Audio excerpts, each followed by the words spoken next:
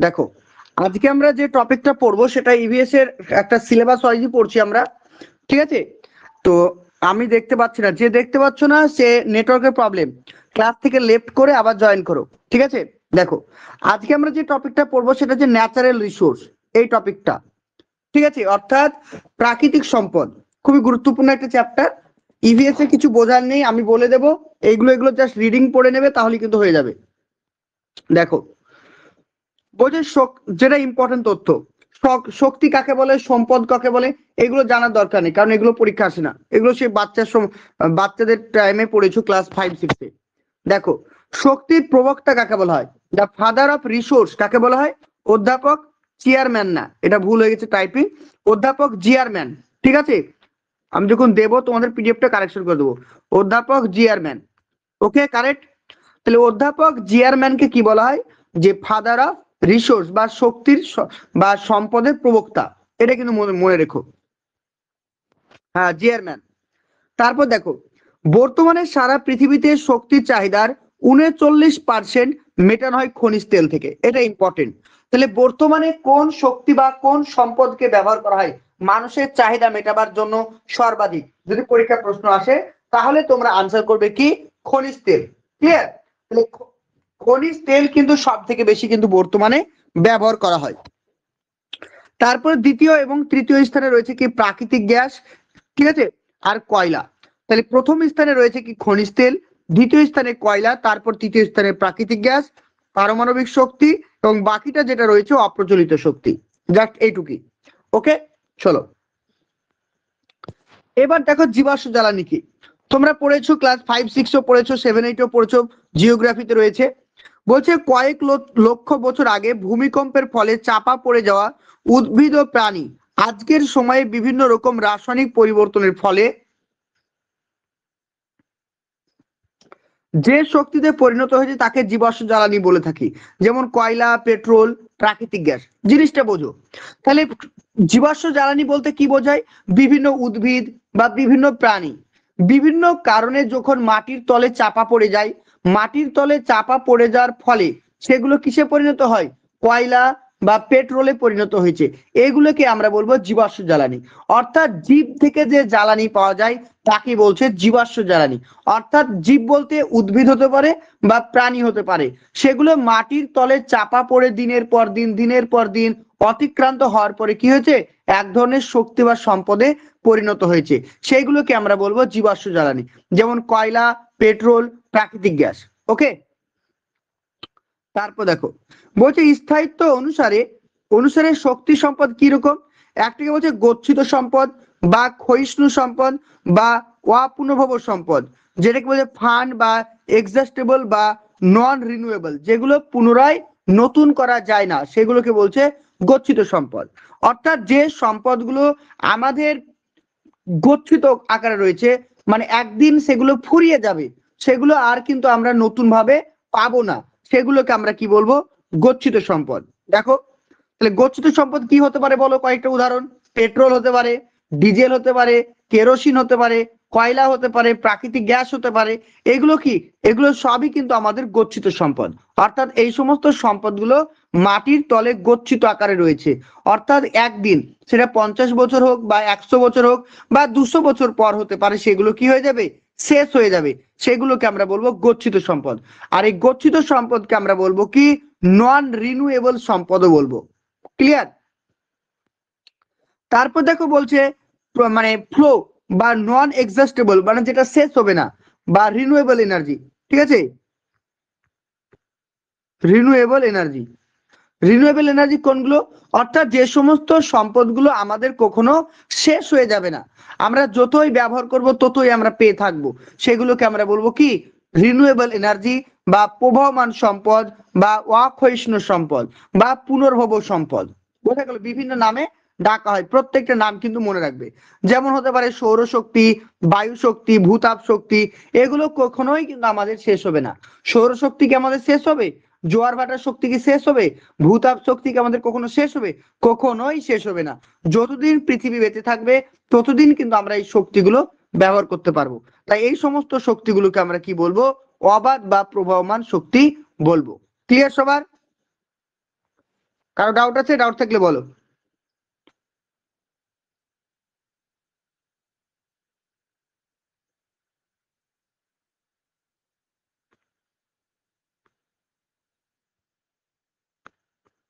ওকে, চলো। ওকে, নেক্সট দেখো। নেক্সট বলছে কি চিরাচরিত শক্তি। চিরাচরিত শক্তি মানে কি? যেগুলোকে বলছি আমরা প্রচলিত শক্তি। ঠিক আছে, অর্থাৎ দিনের পর দিন যেগুলো আমরা কিন্তু ব্যবহার করে আসছি। ঠিক আছে, আমি লাইন বাই লাইন পড়াচ্ছি না, জাস্ট বুঝিয়ে দিচ্ছি, তোমরা জাস্ট রিডিংটা পড়ে নিও, তাহলে হয়ে যাবে। তাহলে চিরাচরিত শক্তি মানে যে সমস্ত শক্তিগুলো আমরা দিনের পর দিন ব্যবহার করে আসছি, দৈনন্দিন জীবনে ব্যবহার করছি, সেগুলোকে বলবো চিরাচরিত শক্তি। যেমন কয়লা, খনিজ তেল, জলবিদ্যুৎ। জলবিদ্যুৎ কিন্তু কি, অবশ্যই মনে রাখবে চিরাচরিত শক্তি, কিন্তু জোয়ার ভাটার শক্তি হচ্ছে অচিরাচরিত শক্তি, এটা মনে রেখো। ঠিক আছে, তাহলে কয়লা, খনিজ তেল, জলবিদ্যুৎ, এগুলোকে আমরা কি বলবো? চিরাচরিত শক্তি বলবো। অর্থাৎ ইংরেজিতে যেটাকে বলছে কনভেনশনাল এনার্জি। ক্লিয়ার? চলো নেক্সট দেখো। প্রাইমারি টেট 2025-এর জন্য যারা প্রস্তুতি নিতে চাইছো আমাদের কোর্সে অ্যাডমিশন হতে পারো। এখানে অন স্ক্রিন যে নাম্বারটি তোমরা দেখতে পাচ্ছ 9647300217, এটি আমাদের অফিসিয়াল হোয়াটসঅ্যাপ নাম্বার। এখানে তোমরা যোগাযোগ করতে পারো। এখানে যোগাযোগ করে তোমরা এই কোর্সের পুরো ডিটেলস তোমরা জানতে পারবে। এখানে regular live class, recording class, daily mock test, PDF notes, previous year প্রশ্ন, সিটেট, এছাড়াও অন্যান্য আদার স্টেটের প্রশ্নও তোমাদেরকে সলভ করানো হবে। প্রত্যেকটা ক্লাস টপিক ওয়াইজ একদম থিওরি ক্লাস, সঙ্গে তোমরা এমসিকিউ ক্লিয়ারিফিকেশন সমস্ত কিছু তোমরা পেয়ে যাবে। বিশদ জানতে তোমাদেরকে ডায়াল করতে হবে স্ক্রিনে দেওয়া নাম্বারটিতে।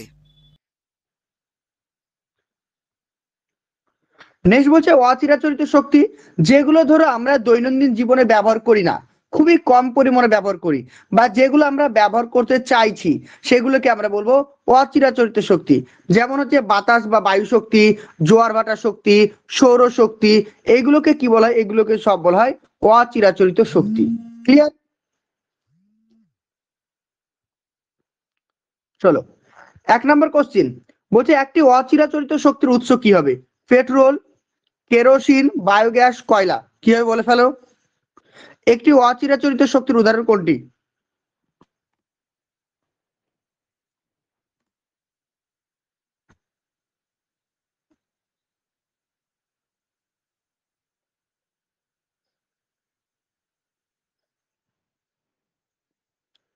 একদম। তাহলে কি হবে? Option number C. Option number C হচ্ছে কারেক্ট, বায়োগ্যাস। ওকে, চলো নেক্সট দেখো। বলছে সৌরশক্তি হলো কোন ধরনের শক্তি? ওয়ান মানে উম, নবায়ন যোগ্য, মানে কি যেটাকে মানে রিনিউ করা যায় না, নিঃশেষ যোগ্য, অপ্রচলিত শক্তি, প্রচলিত শক্তি। বলো।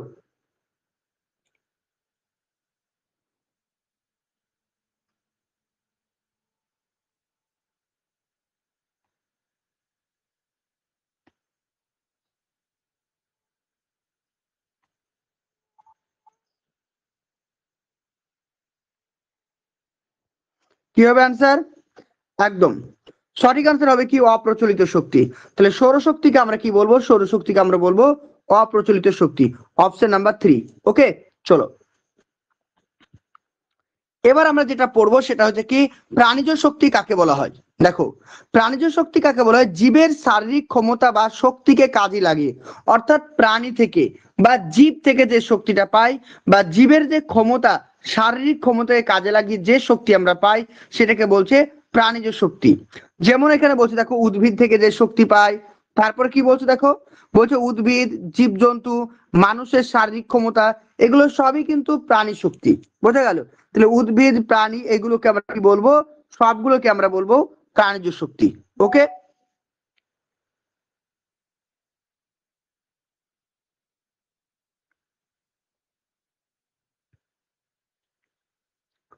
ওকে,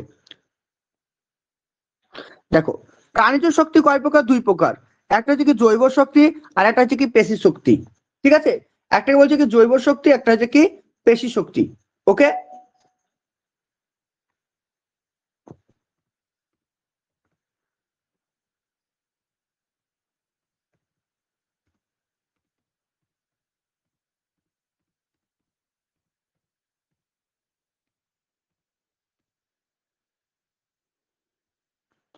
চলো নেক্সট দেখো,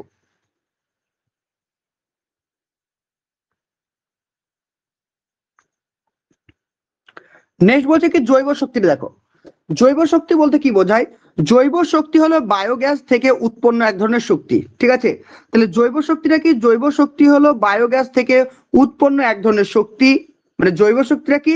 যেটা থেকে বায়োমাস। বায়োমাস মানে কি? হতে পারে উদ্ভিদ, হতে পারে প্রাণী, এই সমস্ত গুলো থেকে যে শক্তিটা আমরা পাই সেটাকে আমরা বলছি বায়োমাস। বায়ো মানে কি? বায়ো মানে জীব, তোমরা জানো প্রত্যেকে। তাহলে জীবদেহ থেকে যে শক্তিটা পাই সেটাকে আমরা বলবো কি? জৈব শক্তি।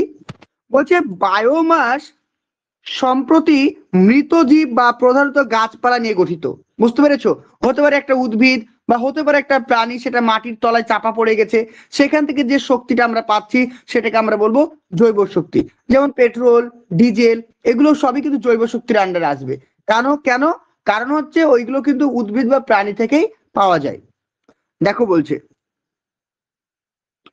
জৈব শক্তির জন্য সাধারণত ব্যবহৃত বায়োমাসের প্রকারের মধ্যে রয়েছে কাঠ, খাদ্য, শস্য, যেমন ভুট্টা, শক্তির ফসল, এইগুলো এগুলো সবই কিন্তু জৈব শক্তির মধ্যে আসছে। ঠিক আছে? বন, গজ, খামারে বজ্র, সবই কিন্তু জৈব শক্তির আন্ডারে আসছে। অর্থাৎ জৈব শক্তি বলতে কি বোঝায়? যেগুলো উদ্ভিদ বা প্রাণী থেকে যেগুলো পেয়ে থাকি সেগুলোকে আমরা বলবো জৈব শক্তি। তাহলে অজৈব শক্তি কোনগুলো হবে? যেমন ধরো সৌরশক্তি, অজৈব শক্তি; জোয়ার ভাটা শক্তি, অজৈব শক্তি; পারমাণবিক শক্তি, অজৈব শক্তি। বুঝতে পেরেছো? ভূতাপ শক্তি, সেগুলো অজৈব শক্তি। অর্থাৎ যে সমস্ত শক্তিগুলো আমরা উদ্ভিদ বা প্রাণী সোর্স থেকে পেয়ে থাকি সেগুলোকে বলছে জৈব শক্তি। ক্লিয়ার সবার? কারো বুঝতে প্রবলেম?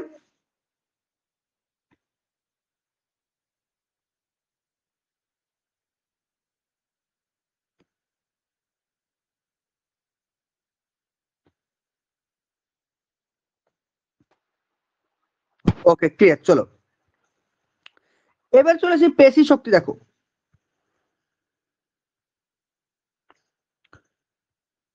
এবার দেখো পেশি শক্তি। পেশি মানে তোমরা বুঝতে পারছো মাসেল বা বাহুবল, তাই তো? আহ পেশি বা মানে বাহুবল যেটাকে বলছে, এখানে দেখো বলছে শারীরিক বল প্রয়োগের মাধ্যমে লব্ধ শক্তিকে কি বলা হয়? পেশি শক্তি। ঠিক আছে? শারীরিক বল প্রয়োগের মাধ্যমে লব্ধ শক্তিকে বলছে পেশি শক্তি বা মাসেল। অর্থাৎ আমি ধরো আমার হাতের সাহায্যে কোনো একটা কাজ করছি, সেটা আমার পেশি শক্তি।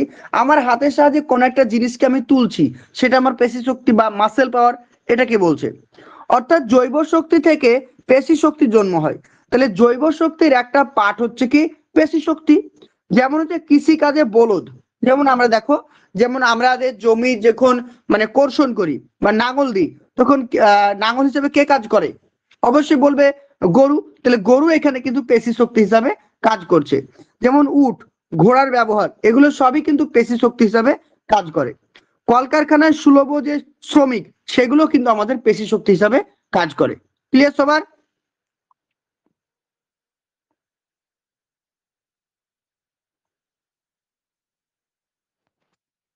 চলো নেক্সট দেখো, জাস্ট এগুলো রিডিং হিসাবে একবার পড়ে নেবে, দেখবে সব মনে থেকে যাবে। দেখো এবার বলছে কি জড় শক্তি কাকে বলে? বলছে জড় পদার্থ থেকে আহরিত শক্তি, মানে যেগুলো হচ্ছে কয়লা, পেট্রোলিয়াম, প্রাকৃতিক গ্যাস, এগুলো সবই কিন্তু জড় শক্তি উদাহরণ। বোঝা গেল? তাহলে জড় শক্তি কোনগুলো? যেগুলো গুচ্ছিত অবস্থায় রয়েছে, জড় জড় অবস্থায় রয়েছে। যেমন কয়লা, পেট্রোলিয়াম, প্রাকৃতিক গ্যাস, এগুলো কি রয়েছে? এগুলো মাটির তলে সব সঞ্চয় আকারে রয়েছে। তাই এগুলোকে আমরা কি বলবো? জড় শক্তি উদাহরণ বলবো। ক্লিয়ার? তাহলে এগুলোকে আমরা জড় শক্তি বলবো। নেক্সট দেখো গুচ্ছিত সম্পদ। একই জিনিস, গুচ্ছিত সম্পদকে কি বলা হয়? ক্ষয়িষ্ণু সম্পদ। মানে এগুলো এক সময় দিনের শেষে কিন্তু কি হয়ে যাবে? শেষ হয়ে যাবে বা ফুরিয়ে যাবে। যেমন কয়লা, খনিজ তেল, প্রাকৃতিক গ্যাস, এগুলো সবই কিন্তু কি? গুচ্ছিত সম্পদ। শাবনাম জয়েন হতে পারছে না কেন? বাকিরা তো ক্লাস করছে, তাহলে ওর প্রবলেম। শাবনামকে বলো রিকোয়েস্ট পাঠাতে, লিংকে ক্লিক করলে শাবনাম জয়েন হয়ে যাবে, আমি অ্যাকসেপ্ট করে নিব। শাবনামকে বলো গ্রুপ এসএমএস করে যে লিংক যেটা দিয়েছে স্যার সেখানে ক্লিক করতে। চলো তোমরা জয়েন হতে পেরেছো মানে ও পারবে।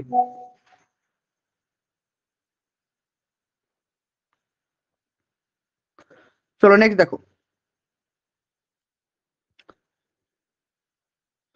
মনিরা শোনা যাচ্ছে না? আচ্ছা, আমার কথা কি শুনতে পাচ্ছ না বাকিরা?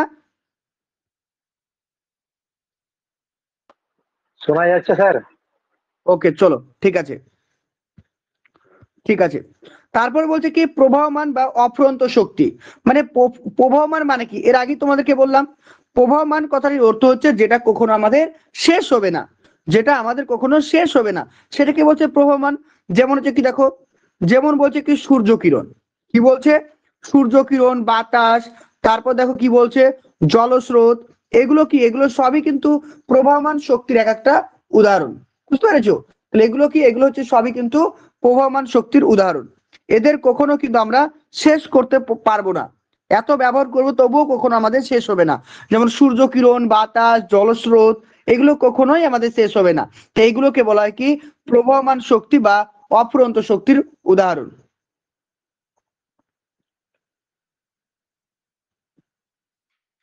দেখো তো শাবনাম জয়েন হতে পেরেছি কিনা, আমি রিকোয়েস্ট অ্যাকসেপ্ট করলাম ওর।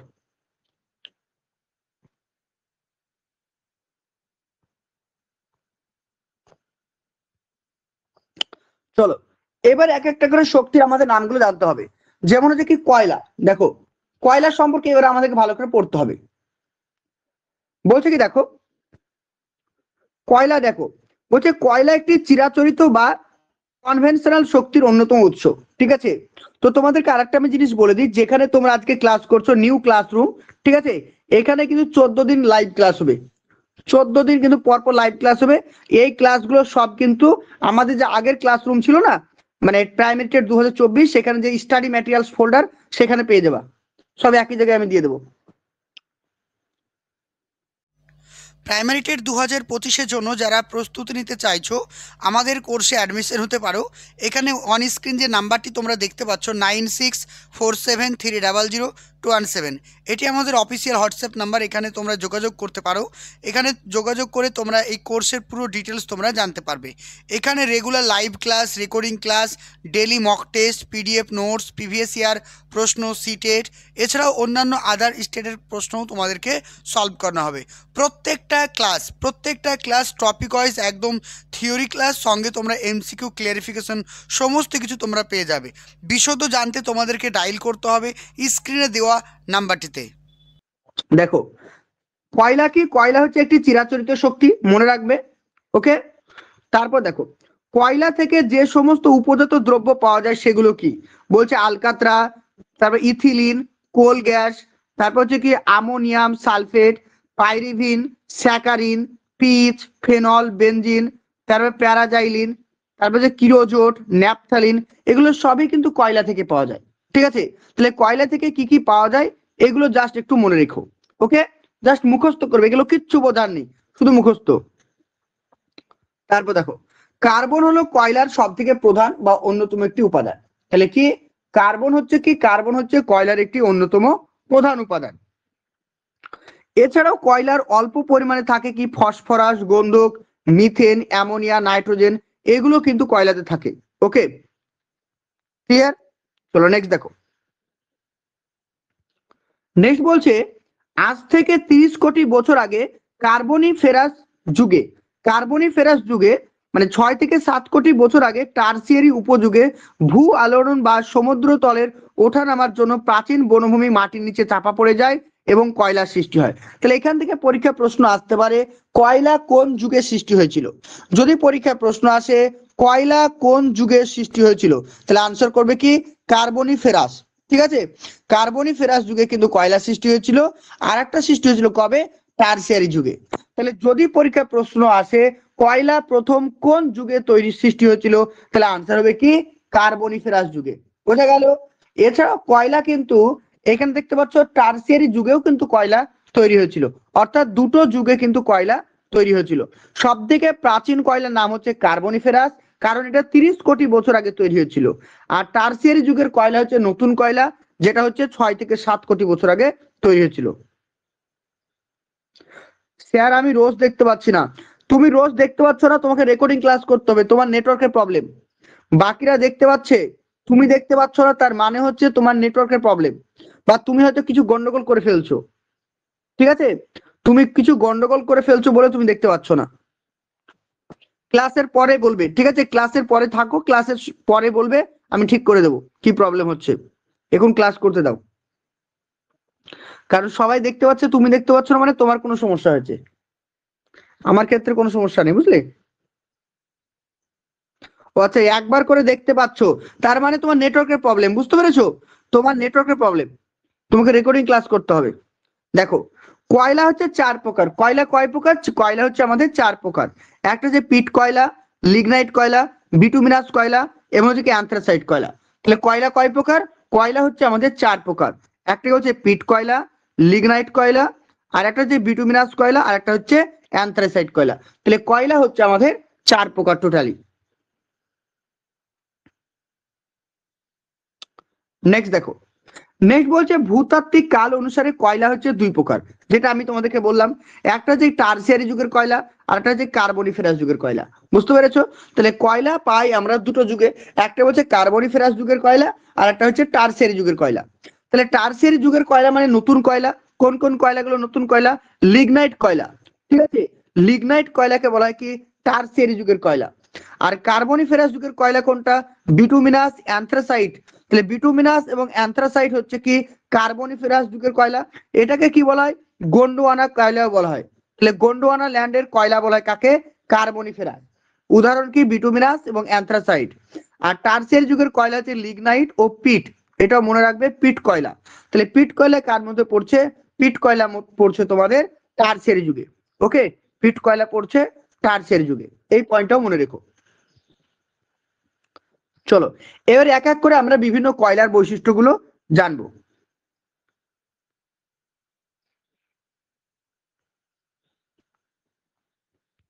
দেখো, পিট কয়লার কি কি বৈশিষ্ট্য রয়েছে?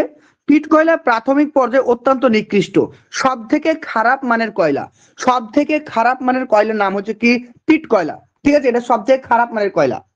আর এটা হচ্ছে সব থেকে নতুন কয়লা, নবীনযোগ্য কয়লা। এতে কার্বনের পরিমাণ হচ্ছে 35%-এরও কম। জাস্ট এইটুকুই মনে রাখতে হবে, আর বেশি কিছু দরকার নেই।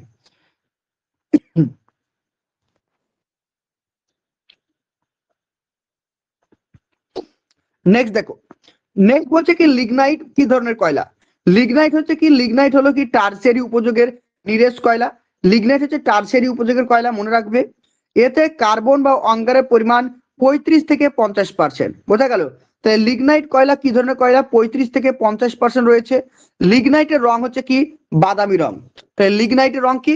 লিগনাইটের রং হচ্ছে বাদামি বাদামি রং, যে কারণে একে বাদামি কয়লা বা ব্রাউন কোলো বলা হয়। বোঝা গেল? তাহলে লিগনাইট কয়লাকে কি বলা হয়?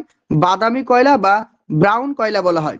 পৃথিবীর মোট কয়লার প্রায় 15% হচ্ছে কি লিগনাইট কয়লা। তো এখান থেকে একটা পরীক্ষা প্রশ্ন আসে যে ব্রাউন কয়লা বা বাদামি কয়লা কাকে বলা হয়, এই প্রশ্নটা অনেকবার আসে পরীক্ষায়, বিভিন্ন পরীক্ষায়। সেটা হবে তোমাদের লিগনাইট কয়লা। লেখাটা উপরে উঠছে না কেন? দেখতে পাচ্ছি না কেন? ঠিকঠাকই তো আছে, ঠিকঠাকই তো আছে, আমি নাহলে কি করে পড়াবো গো? দেখো, ওগুলো তোমাদের নেটওয়ার্কের প্রবলেমের জন্য হচ্ছে, বুঝলে? অনেক রাত্রি হয়ে যাচ্ছে তো ক্লাস করতে, এই জন্য রাত্রে ঠিকঠাক নেটওয়ার্ক পাচ্ছে না তোমাদের, এরকম প্রবলেম। তাছাড়া কোনো প্রবলেম নেই। দেখো, শোনো একটু মন দিয়ে, পিডিএফটা পড়ে নেবে, কালকে একবার রেকর্ডিংটা দেখে নিবে, তাহলে বুঝতে পেরে যাবে, বুঝলে? কালকে একবার রেকর্ডিংটা দেখে নিও, সব হয়ে যাবে, প্রবলেম সলভ। একটু শোনো মন দিয়ে যদি কোনো প্রবলেম হয়। তারপর দেখো, বিটুমিনাস কয়লা কি ধরনের কয়লা? দেখো, তাহলে প্রথমে আমরা পিট কয়লা সম্পর্কে জানলাম, এবার আমরা জানবো কি বিটুমিনাস কয়লা। বিটুমিনাস হচ্ছে কি, বিটুমিনাস হচ্ছে মধ্যমানের কয়লা, ঠিক আছে? এটা হচ্ছে মিডিয়াম কয়লা। এতে কার্বনের পরিমাণ হচ্ছে 60 থেকে 80%। পৃথিবীর মোট উৎপাদন এই কয়লার প্রায় 80%। বোঝা গেল? তাহলে 80% হচ্ছে বিটুমিনাস কয়লা। তাহলে পৃথিবীতে কোন ধরনের কয়লা সব থেকে বেশি পাওয়া যায় যদি পরীক্ষায় আসে, তাহলে করবে কি বিটুমিনাস কয়লা। তাহলে বিটুমিনাস কয়লা কিন্তু আমাদের পৃথিবীতে সব থেকে বেশি পরিমাণে পাওয়া যায়, বেশি। ক্লিয়ার? আর দেখো এখানে দেখো লিগনাইট কয়লা পাওয়া যাচ্ছে মাত্র 15%, এটা কিন্তু মনে রেখো। তারপর চলেছে অ্যান্থ্রাসাইট কয়লা। পৃথিবীর যাবতীয় কয়লার মধ্যে সব থেকে শ্রেষ্ঠ কয়লা হচ্ছে কি অ্যান্থ্রাসাইট কয়লা। তাহলে অ্যান্থ্রাসাইট কয়লা হচ্ছে কয়লার মধ্যে সব থেকে শ্রেষ্ঠ কয়লা বা বেস্ট লেভেলের কয়লার নাম হচ্ছে কি অ্যান্থ্রাসাইট কয়লা।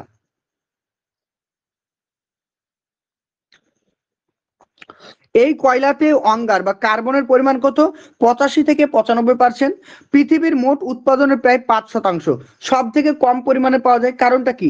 যে জিনিসটা ভালো সেই জিনিসটা তো কম পরিমাণে পাওয়া যাবে, তাই কি না? তাহলে বিটুমিন, যেমন অ্যান্থ্রাসাইট কয়লা যেমন সব থেকে বেশি ভালো, ঠিক তেমনি এই কয়লা কিন্তু সব থেকে কম পরিমাণে পাওয়া যায়। বলছে দেখো, চীন হচ্ছে বিশ্বের সর্বোচ্চ পরিমাণে কয়লা উৎপাদক দেশ। তাহলে পৃথিবীতে সব থেকে কয়লা উৎপাদন করে কে? চীন। আর ভারত রয়েছে দ্বিতীয় স্থানে। তাহলে ভারত রয়েছে দ্বিতীয় স্থানে আর চীন রয়েছে 1 নম্বরে।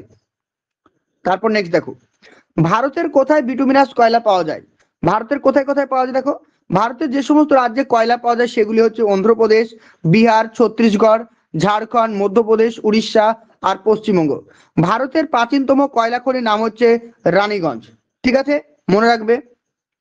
নেক্সট, ভারতের কোথায় লিগনাইট কয়লা পাওয়া যায়? দেখো, তামিলনাড়ুর নেভেলি।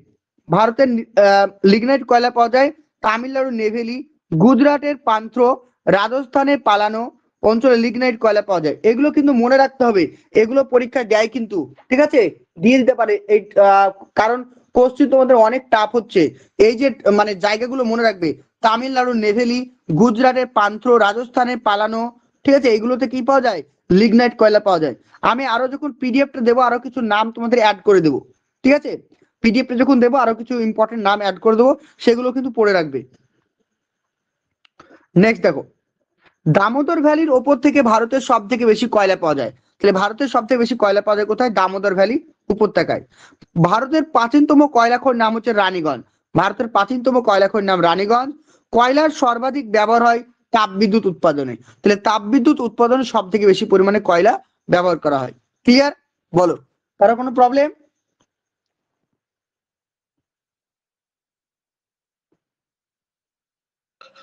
না স্যার, প্রবলেম নেই। ওকে, একদম ইভিএস, কোনো কিছু বোঝার নেই, জাস্ট ডেটাবেস টপিক শুধু মুখস্থ করতে হবে তোমাদের। আমি জাস্ট বলে দিচ্ছি কি কি পড়বে, জাস্ট এগুলো পড়বে। তারপর দেখো পেট্রোলিয়াম। পেট্রোলিয়াম সম্পর্কে কি বলছে দেখো,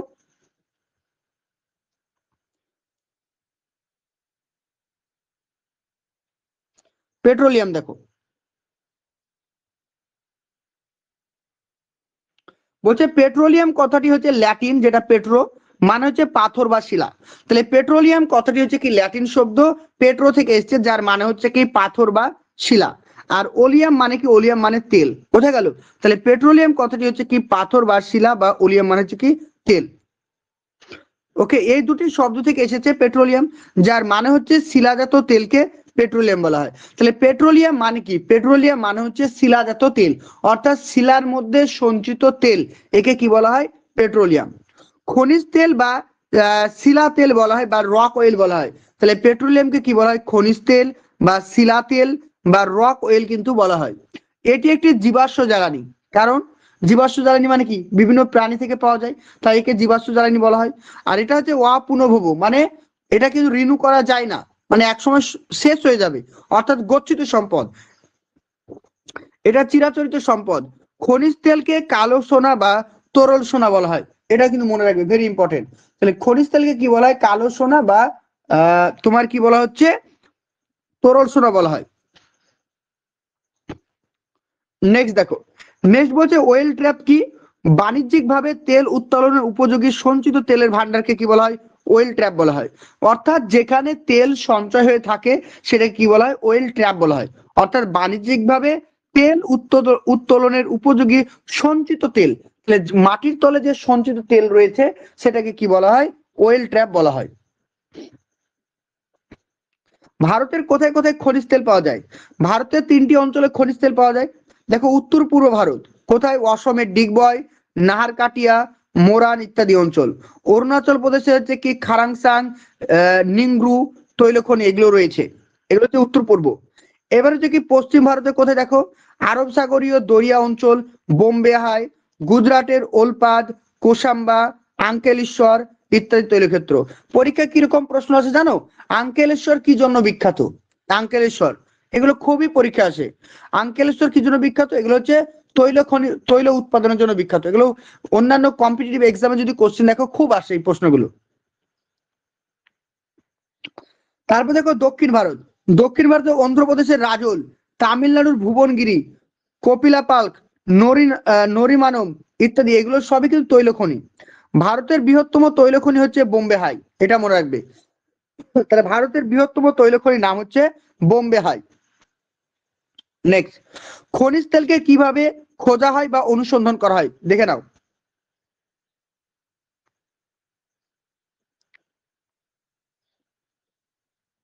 বলছে খনিজ তেলকে অনুসন্ধানের জন্য যে সমস্ত পদ্ধতি অবলম্বন করা হয় সেগুলি হচ্ছে, খনিজ তেল খোঁজার জন্য সমুদ্র গর্ভে ও স্থলভাগে সমীক্ষা করা হয়। সেই সমীক্ষাগুলোর নাম দেখো, রিমোট সেন্সিং একটাকে বলছে, 2 নম্বর হচ্ছে কি গ্র্যাভিটি অ্যানোমেলি, 3 নম্বর হচ্ছে কি ম্যাগনেটিক সার্ভে বা চৌম্বক ক্ষেত্র।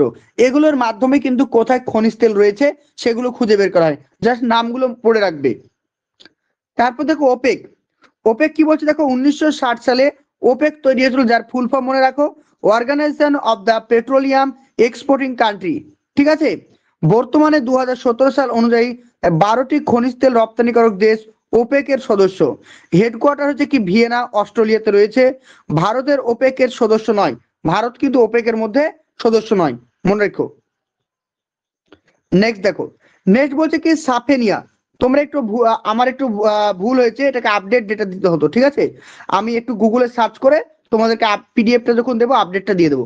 এটা 2017 সালের ডেটা, এখন 2023 সালের ডেটা কি আছে দেখে আমি দিয়ে দেবো। দেখো, বলছে সাফানিয়া তেল খনিটি সৌদি আরবে অবস্থিত। এটি বিশ্বের বৃহত্তম সামুদ্রিক তৈল খনি, এটা মনে রাখবে। ভারতে খনিজ তেল ও প্রাকৃতিক গ্যাস উত্তোলনের উদ্দেশ্যে 1956 সালে গঠিত হয়েছিল একটি ওএনজিসি, যেটাকে বলা হয় oil and natural gas commission, যার সদর দপ্তর রয়েছে উত্তরাখণ্ডের দেরাদুন। ক্লিয়ার, উত্তরাখণ্ডের দেরাদুনে কিন্তু এটি রয়েছে।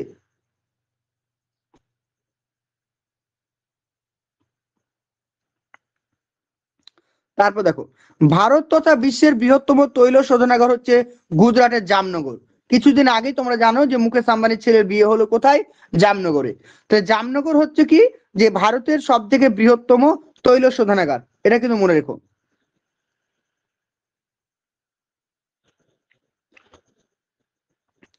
তারপর দেখো, আসামের ডিগবয় হচ্ছে ভারতের সব থেকে প্রাচীনতম তৈল শোধনাগার। তাহলে ভারতের সব থেকে প্রাচীনতম নামটা কি, সেটা হবে আসামের ডিগবয়। খনিজ তেল থেকে কি কি পাওয়া যায়, বলছে diesel, kerosene, petrol, gasoline, paraffin, octane, Vaseline, naphtha, asphalt, propane, ethylene, butane, এগুলো সব পাওয়া যায়। দেখো অকটেন দিয়ে দেখবে যেগুলো স্পোর্টস বাইক হয়, যারা বাইকে রেস করে, ঠিক আছে, যেমন হচ্ছে নিনজা, তোমার কাওয়াসাকি নিনজা, এই সমস্ত গাড়িগুলো যারা চালায় তারা কিন্তু অকটেনে চালায়, তারা পেট্রোলে কিন্তু গাড়ি চালায় না। ঠিক আছে, অকটেন গুলো হচ্ছে উন্নত মানের ইঞ্জিনে ব্যবহার করা হয় অকটেন। এমনকি যখন এরোপ্লেন চলে সেগুলোতেও কিন্তু অকটেন ব্যবহার করা হয়। নেক্সট দেখো প্রাকৃতিক গ্যাস কি, প্রাকৃতিক গ্যাসটা পড়বে। প্রাকৃতিক গ্যাসগুলোর নামগুলো পড়ো, একটা হচ্ছে মিথেন, ইথেন, বুটেন, প্রোপেন, এগুলো হচ্ছে কি উদ্বায়ী হাইড্রোকার্বন, প্রত্যেকটা হচ্ছে কি প্রাকৃতিক গ্যাস। এগুলোকে মার্কস গ্যাসও বলা হয়। প্রাকৃতিক গ্যাসের প্রধান উপাদান হচ্ছে মিথেন গ্যাস। ঠিক আছে, মনে রাখো। নেক্সট দেখো, নেক্সট বলছে ভারতের কোথায় কোথায় প্রাকৃতিক গ্যাস পাওয়া যায়।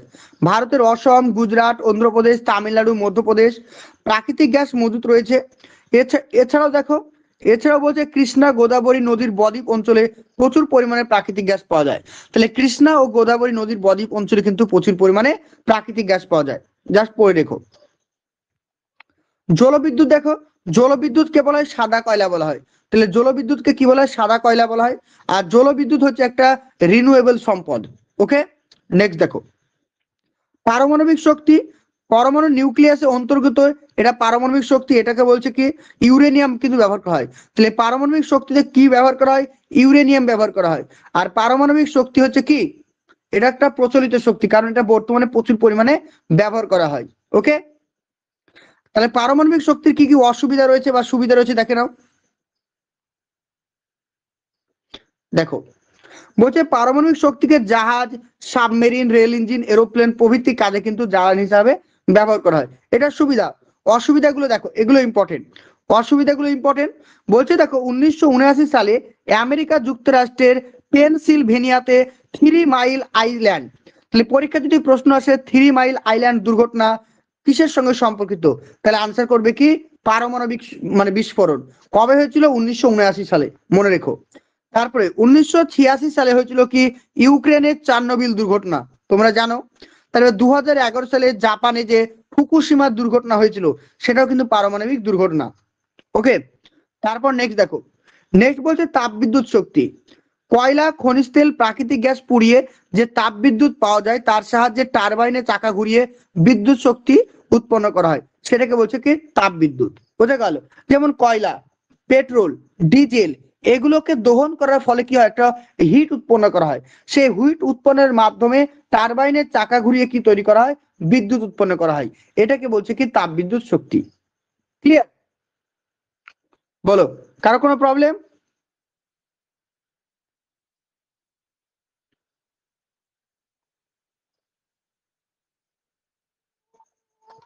ওকে, আজকে এই পর্যন্ত। রমজান মাস রাত হয়ে গেছে, ঠিক আছে। আমি পিডিএফটা দিয়ে দেবো, পড়ে নেবে, আর পিডিএফে আরো কিছু অ্যাড করে দেবো, সেগুলো একটু মুখস্থ করবে, ঠিক আছে। মানে রেগুলার রিভিশন করবে, মনে থেকে যাবে, কারণ প্রশ্ন দিন দিন কঠিন আসছে, আরো কঠিন দিয়ে দেবে। ওকে, খুব স্পিড হয়ে গেল এই জন্যই, কারণ এখানে বোঝাবার কিছু নেই গো, কারণ সবই ডেটা, কিচ্ছু বোঝানোর নেই, সব মুখস্থ করতে হবে তোমাদেরকে। হ্যাঁ, রেকর্ডিং ক্লাস কখন পাবো? রেকর্ডিং ক্লাস সকালে করে নিও। কখন পাবো ক্লাস? সকালে কখন পেয়ে পাবো যাবে, ক্লাস? আধা ঘন্টার পর পাবে, কিসে 30 পাবো? মিনিট পর। আগে দেখতেই যেখানে পাইনি তো ক্লাস, রেকর্ডিং। আগে যেখানে হ্যাঁ? ক্লাস প্রাইমারি টেট 2025-এর জন্য যারা প্রস্তুতি নিতে চাইছো আমাদের কোর্সে অ্যাডমিশন হতে পারো।